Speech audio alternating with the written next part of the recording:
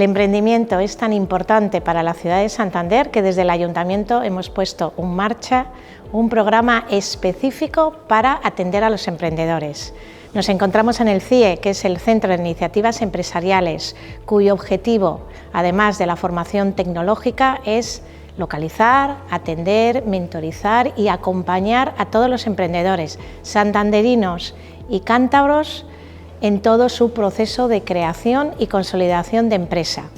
¿Y por qué entendemos que son importantes? Primero, porque es una forma que tenemos de retener el talento joven, el talento santanderino y cántabro, y segundo, porque crean riqueza, no solamente para ellos mismos, sino para todo el tejido y el desarrollo empresarial de la ciudad. Por eso, nosotros consideramos que el emprendedor tiene nuestra máxima atención, nuestro mimo, y vamos a estar con ellos desde que tienen esa idea brillante hasta que son capaces de ponerla en marcha y consolidar así su negocio. Siempre decimos que el emprendedor es el que realmente merece la alfombra roja, y cuando digo emprendedor, digo emprendedores jóvenes, no tan jóvenes, y como no, cualquier otro tipo de emprendimiento, ya sea tecnológico, sea social, sea junto o en compañía. Estamos desde el Ayuntamiento de Santander para acoger,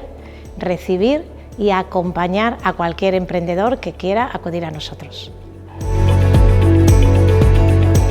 Sí, nosotros creemos que Cantabria tiene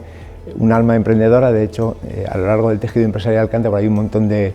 ejemplos de buenos emprendedores que pudieron llevar su proyecto a fines más grandes, y desde Caja Rural de Asturias estamos empeñados en apoyar el emprendimiento, porque creemos que el crecimiento está basado en ese emprendimiento. Pues la verdad es que sí, yo creo que sí, porque realmente ahora mismo cuando utilizas el término influencer o influyente, por decirlo en castellano, que es como debemos utilizarlo,